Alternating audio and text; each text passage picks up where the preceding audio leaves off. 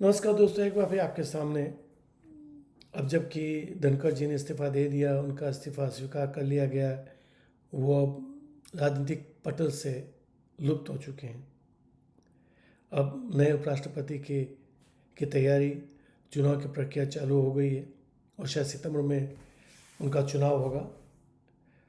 तो स्वाभाविक है कि इस बार फिर दो व्यक्ति खड़े होंगे, एक विपक्ष का शायद और एक सत्तारूढ़ का। अब भारतीय जनता पार्टी ने एक जो भूल की थी धनखड़ जी को उपराष्ट्रपति के पद पर विराजमान करके, तो मैं आशा करता हूँ कि वैसी भूल इस बार भारतीय जनता पार्टी, विशेषकर मोदी जी और अमित शाह नहीं करेंगे। जब धनखड़ जी को उपराष्ट्रपति बनाया गया था, जब उनके बारे में मैंने देखा, उसकी पृष्ठभूमि देखी, तो मुझे आश्चर्य हुआ कि धनखड़ जी की भारतीय जनता पार्टी के साथ कोई पृष्ठभूमि नहीं, न वो आरएसएस से जुड़े हुए हैं, न भारतीय जनता पार्टी के कोई कार्यकर्ता रहे हैं, कुछ भी नहीं है। फिर उनको क्यों उन्हें इतने बड़े पद पर बिठाया गया? शायद एक ही कारण था, उनका जाट होना। इसी के कारण शायद उन्हें उपराष्ट्रपति के पद पर बिठाया गया, राज्यपाल फिर उपराष्ट्रपति पद के लिए। ये बहुत बड़ी बात थी, बहुत बड़ा पद था। और धनखड़ जी शायद इसे या समझ नहीं पाए या संभाल नहीं पाए, और उन्होंने कुछ बोले की, और जो भूल उन्होंने की उसका परिणाम तो आना ही था। सबसे पहली भूल जब मैंने देखा कुछ वर्ष पूर्व, जो उन्होंने खुले मैदान में उन्होंने खुलेआम किसी गोष्ठी में कहा कि सरकार किसानों के लिए कुछ भी नहीं कर रही है, किसानों की हालत बहुत ख़राब है। तो ये पहला समय था जब धनखड़ जी ने सरकार पर प्रहार किया था। ये उस समय ये शायद कृषि कानून वापस लेने के बाद की बात थी। मुझे बहुत आश्चर्य हुआ था कि ये कैसी भाषा बोल रहे हैं, ऐसा क्यों बोल रहे हैं। इसी तरह की भाषा वरुण गांधी ने भी कही थी।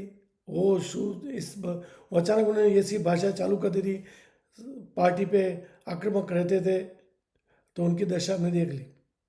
मगर ये तो संवैधानिक पद पर बैठे थे, इससे अचानक पार्टी कुछ नहीं कर सकती थी। मगर उसके बाद जिस तरह से उनका अंदरूनी कार्य बदलता गया, और जिस तरह से सरकार पर प्रहार किया, जुडिशरी पर प्रहार किया, ये सब कुछ जो किया, इससे सरकार असमस्त, असहज हो रही थी। और अंत में जो उन्होंने विपक्ष के सांसदों का उन्होंने राज्यसभा में किया, वो भी एक घटना होगी। शायद पता नहीं, जो जितना बाहर आया है उससे कहीं ज़्यादा अंदर से कुछ खटपट हो रही होगी, और इसीलिए अचानक उन्हें निकलना पड़ा, या उनको निकाला, उनको इस्तीफ़ा देने के लिए कहा गया, इन्होंने स्वयं दिया। ये तो कोई नहीं जानता, ये कभी बाहर नहीं आएगा जब तक कि वो कुछ न बोले।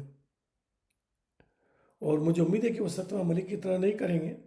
मगर अब नई उम्मीद ये है कि भारतीय जनता पार्टी ऐसे व्यक्ति को बिठाएगी जो भाजपा के विचारों के साथ जुड़ा हो, आरएसएस भाजपा की विचारधारा से मेल खाता हो, और जो भाजपा का पुराना कार्यकर्ता हो, पुराना उसके रिश्ते हो।